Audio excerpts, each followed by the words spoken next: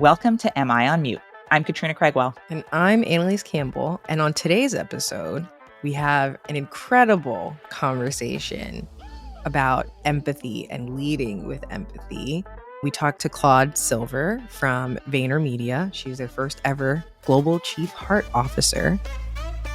And we're excited for just illuminating conversation with someone who I think is really transforming the way that we work and the way we think about work and talk about work. You know Claude personally, so I would love if you could just give our listeners some background into like how you guys know each other and what made you want to have her on this podcast, because we're super excited to talk to her. It's such a privilege to have Claude on and to have gotten to spend time with her over the years. And I've known her for some time. She's one of those types of people who you can get together with and just get deep with in a really nice way. She really leads from the heart. She's a real business leader. She has reflected and done a lot of work over the years on how to show up, how to lead a team. I've gone to her at all kinds of inflection points throughout my career just to kind of sit and talk and learn. I always feel like after I spend time with Claude, you know, like when you've spent a weekend and you've done just the right yoga class and maybe you talk to your therapist and you've had a great meditation and you're ready to go into Monday and your mind's clear. You could also just talk to Claude. So she's a gift to VaynerX and VaynerMedia, and she's a gift to everyone in her network. So excited to have her here. We've talked a lot. I think empathy comes up almost every episode that we have, and every person we speak to, empathy comes up because we're in a very different environment when it comes to work. And I think a global pandemic kind of just like begets empathy. Like if you're a human, it just makes you be like, oh, wow, there's a lot more going on in the world that does not just revolve around me. But Katrina, I'd love your insight on like why you think this conversation is so needed right now around empathy and empathy at work. Listen, it will always be needed. The reason that we need to kind of visit this and revisit this is because leading with empathy is a muscle. It's not something that you just do once. It's not a switch that you just flip on. It requires work on yourself. It requires patience. It requires you're going to stumble. It's going to feel funny.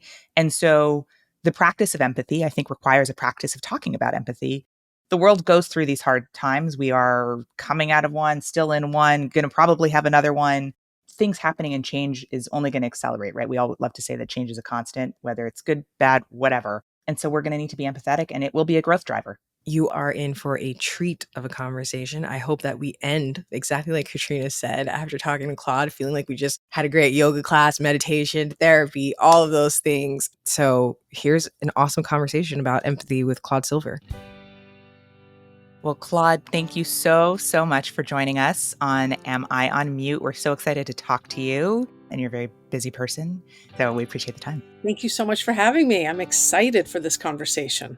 So we're going to talk today about empathy as a growth driver and leading businesses with empathy as a kind of a core ingredient, and how you're doing that and driving that culture at VaynerX and also industry-wide. If I may, I'd love to start by just sharing a little bit of your bio. Please. Claude Silver is VaynerMedia's and the world's first ever global chief heart officer, tasked with fusing empathy with agency to unlock employee potential and foster a culture of belonging across the 2,000-plus person organization. Between her deep education in psychology and spirituality and the 2 decades she has spent as an advertising strategist, Claude has been studying and influencing human behavior for over 3 decades. Claude, thank you for being here. Thank you very much. Appreciate it. And your work really started as part of VaynerMedia, but you are kind of doing this for all of VaynerX, correct? Yes. I was with VaynerMedia. I joined in May of 2014, and by March of 2016, Gary and I had created this role. So I'm going on 7 years, I believe.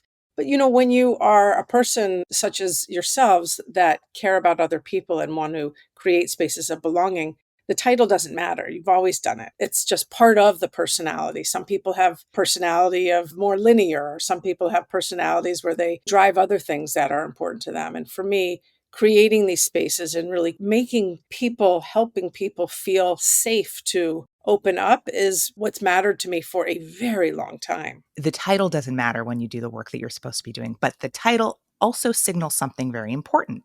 And you have done this with the title of Chief Heart Officer. And I just want to ask you, is there something specific that you wanted to telegraph through that title and how you and your work would be showing up?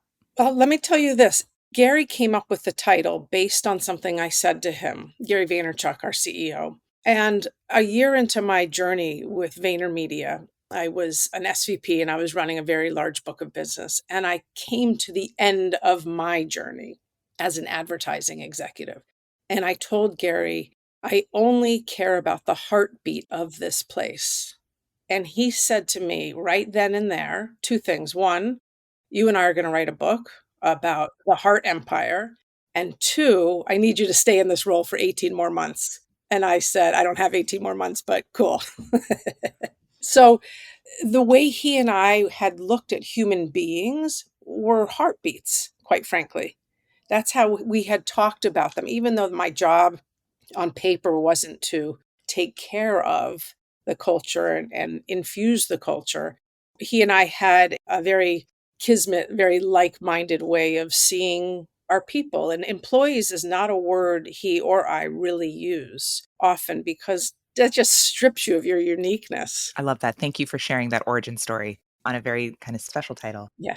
So, you are clear about the role that leading with empathy has in driving growth. Can you talk a little bit more about what that type of leadership looks like across VaynerX, what it means for you personally? Yeah. I mean, it's such a powerful question because I don't think there's one single answer. It's what I'm doing based on who I work for and who I work with. And so leading with empathy always, always means having the self awareness to check yourself and make sure that you are not making the conversation about you. You are turning other people into heroes or champions or lighting them up. It means being the bigger person, even when you might be right, even when. It means creating that safe space, even when you might be having a terrible day, but creating a place for others to come in and feel safe. It means working for them. I don't have anyone working for me. I don't think of it like that. I work for 2,000 people. I work with 2,000 people. It means absolutely leading with gratitude, the humility. And all of this takes enormous kindness and compassion. And kindness and compassion are the outputs of empathy. That's how we show empathy, kind, compassion. And it's very interesting because we all have the same journey with ourselves. Are we kind to ourselves? Are we compassionate with ourselves? Oftentimes, it's easier to do that with another person. But that flame will fizzle out at some point if you haven't filled your tank with kindness, with compassion, with rest, with all of those things that I want to offer people all day long.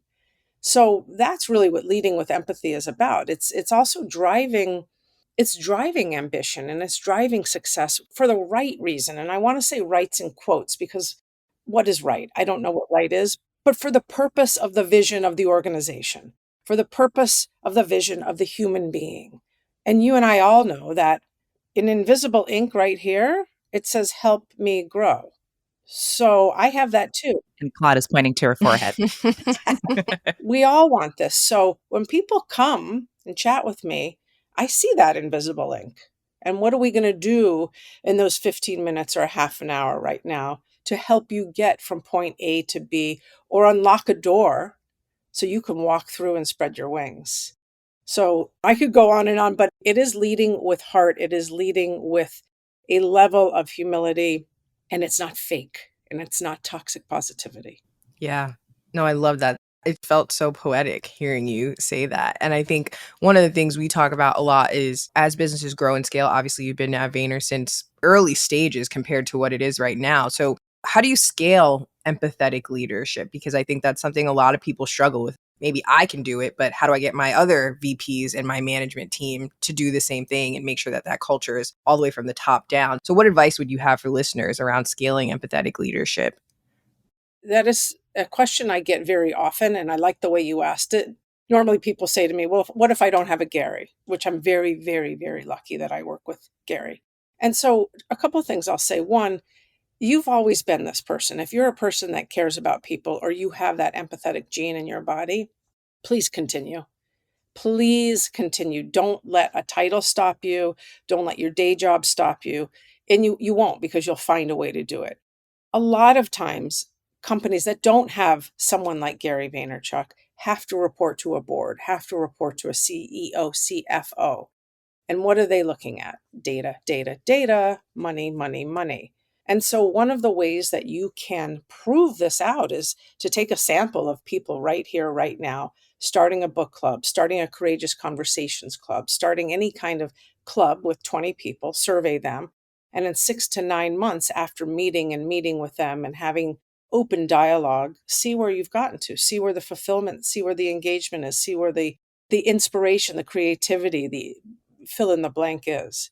And then bring that data to your CFO, CEO, whoever you need to, because that's what's going to talk. Hey, we retain these 9, 20 people who could easily have left for a job making X amount more. But they are now spreading this goodwill. They are now spreading the heart, the empathy, the care, the camaraderie, the kindness everywhere because they are infused with it authentically. So the scaling of this is that is the job.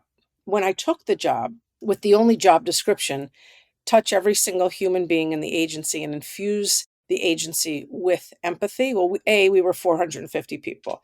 And I still needed to figure out how to scale this very, very quickly because I'm one of many that are like this.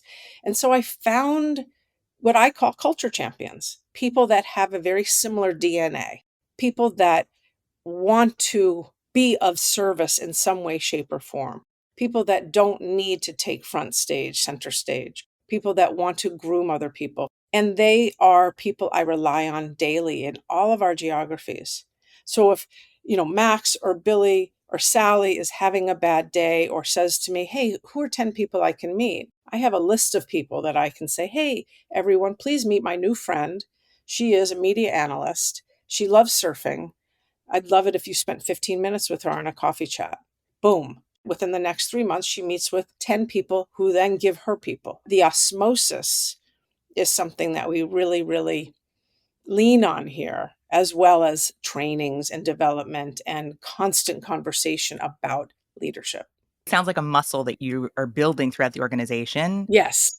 and it takes time and consistency and commitment. Yes. And I want to ask, how did that activity change as COVID hits and now we've got a different way of working and not everyone is together in the same way? I actually think it has worked in our advantage because of this screen and the amount of people and what you can get done on this screen.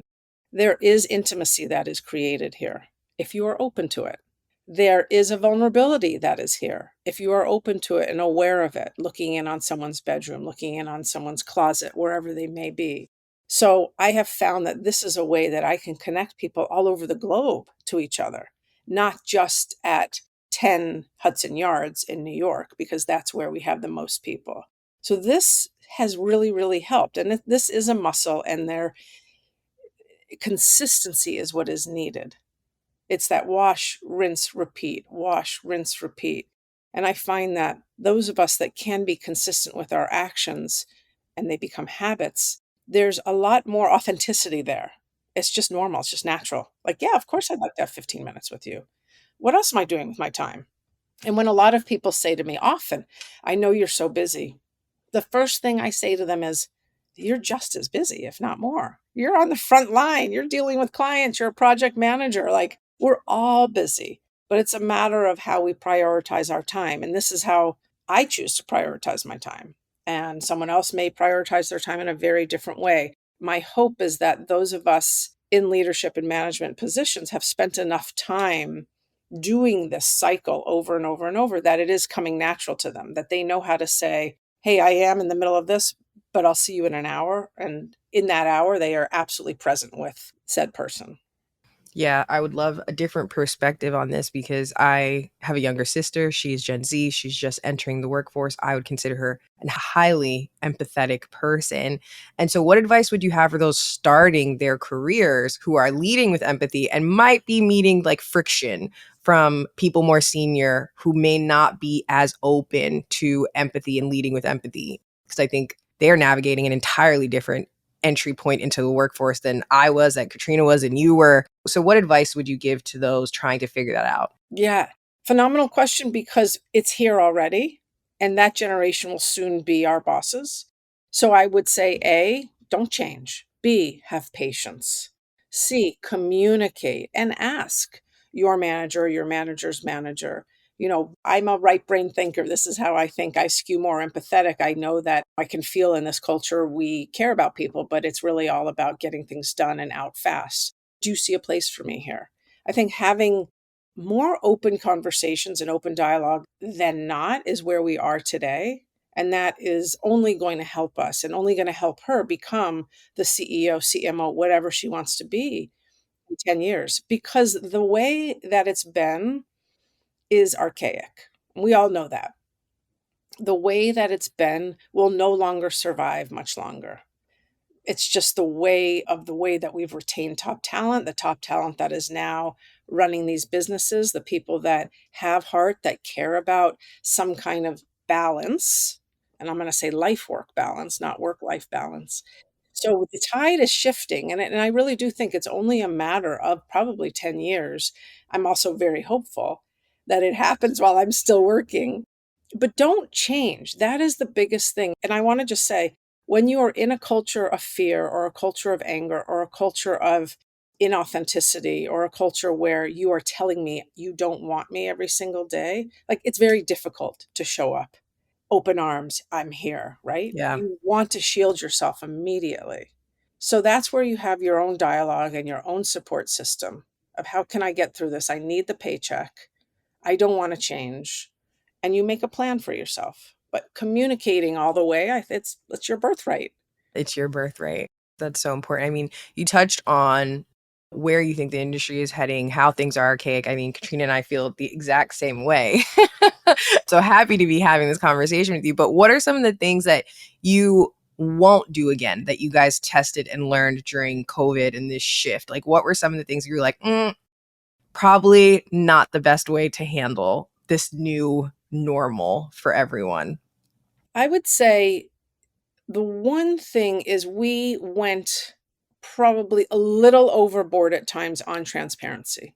I want to give everyone the same information. I recognize now that it's not possible because people are listening with their ears, not my ears.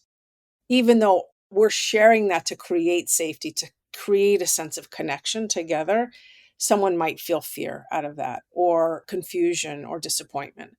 So that's the one thing I would say that I learned in COVID. And I actually learned it before, but it really hit home once I saw it happen about, 2, 3, 4 times, which is like, whoa, we just created fear in the system, which now we need to go clean up, which takes more time, Yep. a lot more time. So that's it. And it's a fine line because we want to be open and honest. And Yeah. you have to know that there's audiences for everything. Yeah, that is such a great point because I am the same way with my organization. I'm like, transparency, that's how I lead. But I'll be in a meeting with finance and they're like, you can't say that. Don't say that. That's not going to be helpful in the way that you think it will be. So I think that point is really, really important. It's an interesting tension because I've had this conversation a number of times with colleagues and fellow leaders, and you're kind of on the knife's edge of, I want to lead authentically and I want to be human and give access, right, to any bit of information that might help. And I also know that I'm leading an organization and there are going to be dynamics within that I need to manage and maybe need to manage differently. And so it's just such an interest. I don't know that there will ever be the perfect formula or it will ever be sorted out, but managing information flow while still feeling authentic as a leader is just, I think, a really important tension to hit on. Yeah, I also think what you said about they're listening with their ears is really important. Like knowing your audience and who you're giving that information to can be the difference between eliciting like excitement versus creating fear and disruption. So I think that that's a really good point that all leaders should be focusing on as they're giving information and trying to lead authentically. For anyone that really caught what you just summed up, that's empathy. That's empathetic leadership. So it's important, I think, in times to capture that. So a person says, oh, yeah, I do that. Hmm. Because empathy is not mushy gushy, let me hold you and sweetness and smother you. I don't, at least that's not empathy to me. Yeah. And empathy to me isn't putting on your shoes because I will never know what it is like to step in your shoes. Never, ever, ever. But I think of empathy as being a passenger with you. on your journey. And that is an honored and sacred place to sit. And I will be there and support you and have your back every step of the way, as long as you want me there. But anyway, they're listening because they came from a family that does this. They are the fourth child. Their dog is sick. They had a fight with their spouse, and I'm sitting here going, well, this is what's going on here today. They're like, am I going to have a job tomorrow? Right. And they're revisiting their childhood trauma, which I raise my hand. Yeah. Can't help it. Join the club. I always say it, and I say this with so much love. We're messy human beings. We are exquisitely messy. I am exquisitely messy. I happen to enjoy that with other people. And for me, that's where it's at. That's the work. Something that's resonating with me right now is that a lot of what you're saying seems to start with just truth. There's that part about being messy and how just complicated things can be, is just having enough awareness to say, this is true about myself. Like, I'm not a perfect person. I don't fit into these little nice, clean boxes for everyone. I can speak for myself. Like, you get into the habit of trying to make things neat and pretty to be like appeasing or to seem one way or the other. And it seems like to start with empathy, just start with truth, right, and authenticity. So the journey starts with you and your self-awareness. And that we know is a never-ending journey that you may start at 10, you may be 45, you may be 99. To your point, just to put the nail there, truth is it. And truth is what people want. It just has to be packaged in a way for people to hear with their different listening skills. I'm having a number of thoughts. One, your friends are very lucky to have you. Yeah, in my head, I'm like, how do we get more like Claude? That's literally what I'm thinking in my head right now. Yeah. But two, to Annelise's point, what did you do? How long did it take for you to build this muscle and kind of get to this level of mastery and leadership on this stuff? I mean, I don't know how to answer that question because it feels like... Tell us your life story. Exactly. It feels like a life story. It feels like the journey is still happening. However, I know that I'm at this place in my life and I don't want to say comfortable, meaning like I'm lazy, meaning I'm good. I'm good. I've done a lot of work, a lot of self-work, a lot of therapy, a lot of digging deep in places I didn't want to look at.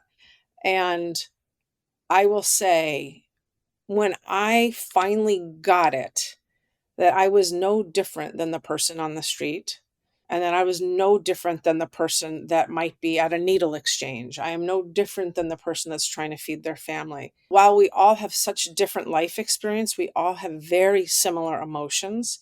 That is when like the empathy poured into my brain. And that was due to, several different life circumstances, I would say probably starting around 15 on, early. I got the gene early. My Nana, who I talk about quite a bit, who actually called me Heart, and I called her Heart, which is mind-blowing, right? She died at 101 a few years ago, lived an incredible life. When we would go into Trader Joe's or we would go into the bank, the teller would hand her back her money or her credit card, and she would look at the name tag, and it would say Katrina. And she would look up, Katrina, and you'd say, yeah. Would you do me a favor and have a peaceful day? And she'd walk out. And this is a woman who was born in 1914. So she had her life. But the fact that the way she chose to leave someone was better than she found them is the golden rule for me. How we make people feel is it. How we leave someone feeling is it. Being someone that other people want in that room. And if you're not, then you better really check yourself, because that will combust at some point. No one wants to be with the smartest person in the room. People want to be with a room that is smart, the sum. So Nana really is the one, thankfully, she really emotionally raised me. I'm so thankful. And so that's a huge part of it. And really understanding that I'm no different. I'm no different. And that's why I say to someone, hey, you're just as busy as me, if not more. Or everyone in this room is a chief heart officer. I just happen to have the title. But there's no difference. We all just make choices based on who we are and who we've been, to be very philosophical about it. Leave people better than you found them. I think that's something we can all put on the wall. Yeah, that's a mic drop. Claude, you also make me think of something that I think I've heard Gary say over the years, which is not being different and also the amount of luck and the other things that really have nothing to do with whether or not you deserve them, but you won some kind of lottery that gave you enough room and safety and a path to do what you're able to do and staying humble and checking yourself.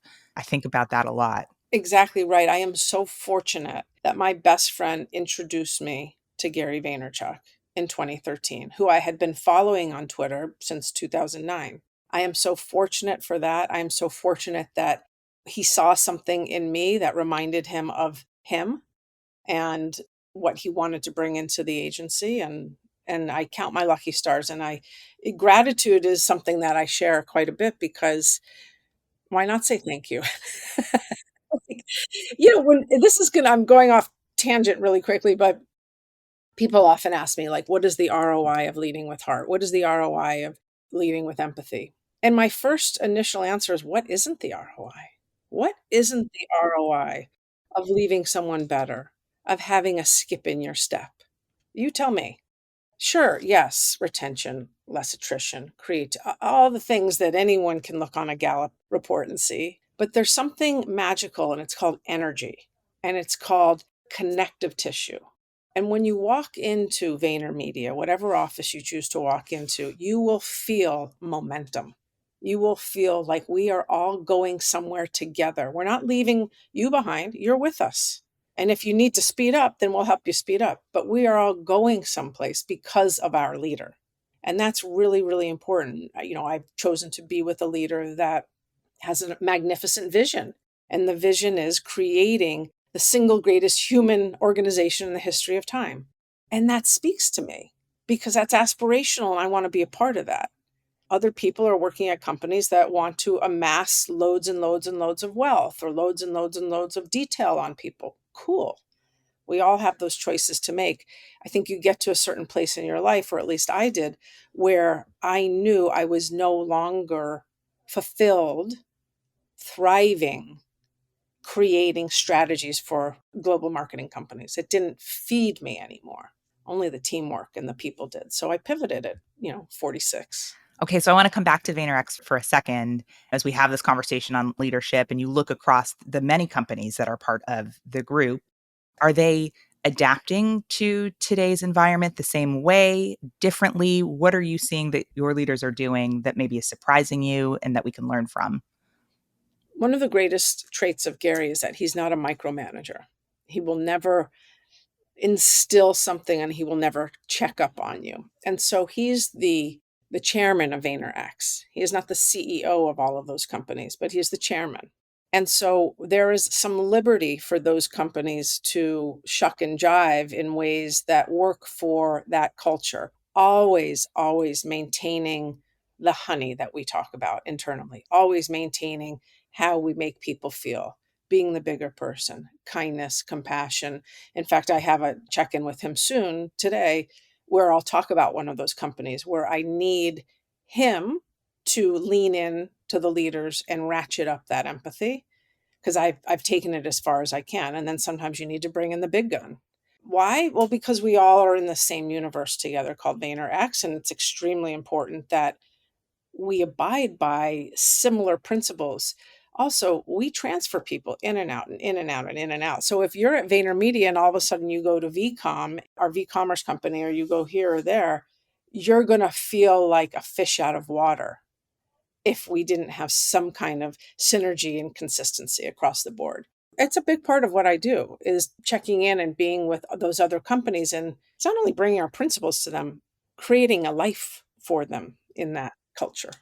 How do you identify the need? Like you just kind of mentioned, like you need to ratchet up the empathy. You've taken it kind of as far as you could have. How do you identify the need for a new process or bringing in that extra help? And how do you go about bringing it to life and tracking its impact? Intuition is a big part of this game.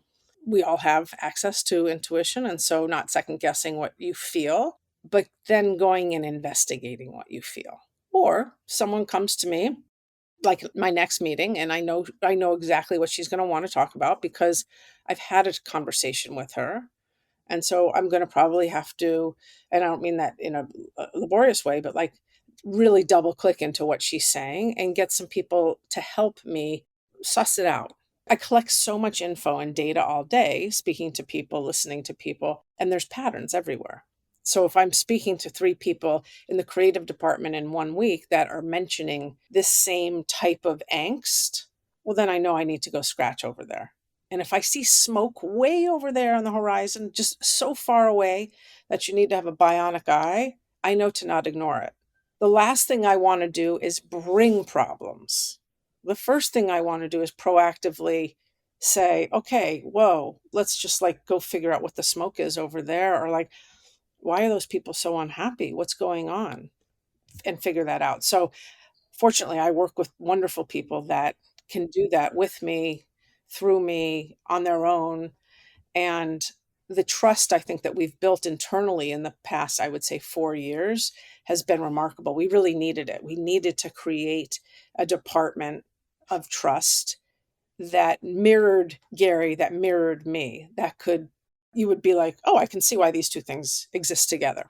And that's taken a lot of time and hiring and yeah, training and finding the right people who really it's so corny, but really have a heart to help. You know what I appreciate so much about, and it's not a surprise in this conversation about how you answer that, is you didn't mention revenue. You didn't say when the margins slip, it's time for a new process. You talked about following your intuition, listening to people, looking for patterns of information and behavior, and doing it with heart. And it's just wonderful. Thank you. Okay, I'm going to ask you our closing question, which is, what's the best piece of advice you've ever received? The best piece of advice, I have 2. Can I share them? Please.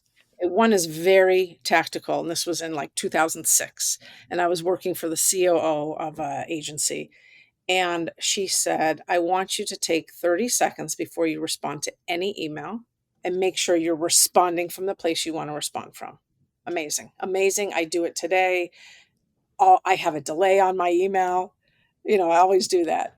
And then Gary's advice, which is plentiful, but 99% of things don't matter. So find the 1% and focus on that. And I do that in every meeting. Every meeting. It might not be the chatter this person's telling me about. It's what I see.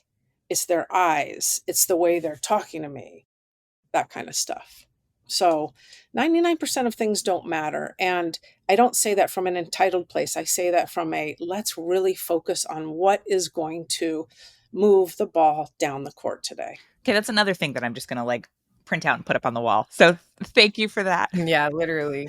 Claude, if folks want to connect with you or follow you for more nuggets like this or information, where's the best place for them to find you? LinkedIn is a great place. I love that community there. Thank you. Wonderful. Thank you so much for joining us on Am I on Mute? It's been a pleasure to chat with you. We love you. Thank you both. Love you. Love you. Bye. I don't even know really how to describe how I feel after that conversation. I guess lighter. Lighter is probably the best way I can describe how I feel after that conversation with Claude, because I just feel like it's so refreshing to hear someone speak with that level of honesty and openness and just willingness to not be so self-focused. Yeah, I feel light. Like I feel like, wow, that felt so nice. And to her point about leaving people better than you found them, like I feel like she did that during this interview. I totally agree. And I think like I'm looking at my notes and she said so many good things. Kindness and compassion are the output of empathy. I love thinking about the output of empathy because empathy can feel like something that is squishy and hard to define or understand. So linking those things feels really powerful. Yeah. And finding culture champions. I think all of the guidance that she gave around how to scale this, that it takes time, it takes commitment, and you don't do it alone, is that all of those points were really, really important. And then looking for patterns in what people are telling you and remembering that most of the stuff that we're getting and giving to each other is maybe noise. The 99% doesn't matter, 1% does, or maybe it's 90 to 10. I don't know the ratio, but, really honing in on what it's going to take to move your culture forward, move your business forward is so powerful. So we love Claude. Yeah. There was such a natural kind of inclination around curiosity that I think is really important, because sometimes as leaders, it's very easy to be like, oh, I know what I'm talking about. Like, I know what I'm saying, right? Which I think is important. But at the same time, it's like, No, you could be wrong. Like, you could be completely misreading this situation, and somebody could be looking at it with a very different set of eyes and ears than you are.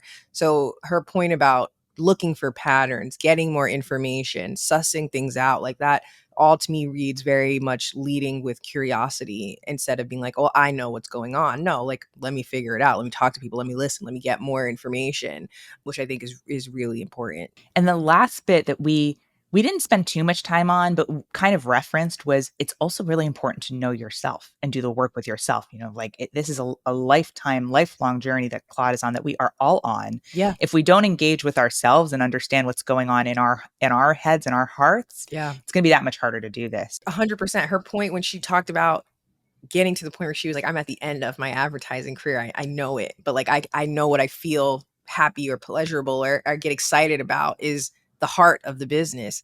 I am in that journey right now as a CEO. Like, my business is scaling and I'm moving away from doing the work. And I'm like, we have reviews this whole week. And I'm like, this is the best part of my job, like sitting down, giving feedback, doing the 360 reviews, helping people understand where they're headed in their career. I'm like, this is the part I really enjoy versus like answering emails and being in 100 strategy meetings. And so that point really resonated with me. And I think listeners, like, if you find yourself in that situation, just listen to your heart. Not to sound corny, like Claude said, but listen to your heart and what moves you and go in that direction authentically. Cause I think it'll, one, make us a lot happier just as humans, but it'll make a big difference in your career.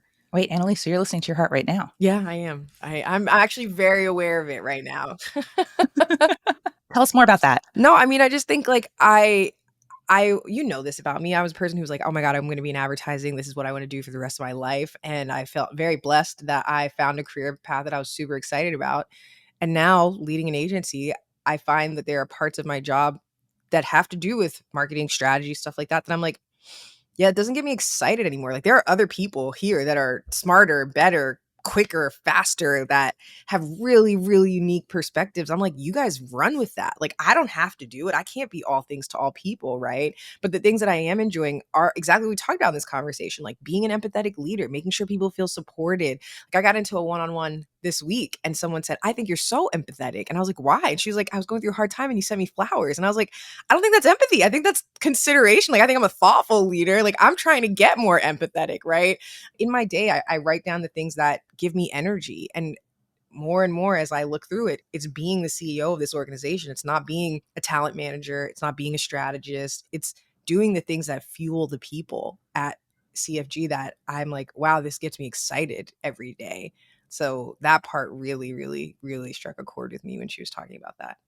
Well, I think there are two big gifts among many others that you give to your team based on doing that, is you create room for the your amazing team to thrive and grow and do what they do best. Yeah. And you give yourself room to go out and figure out what the next frontier is. So that's really beautiful. All right. If you are enjoying this podcast, please feel free to follow along on Apple Podcasts and or Spotify.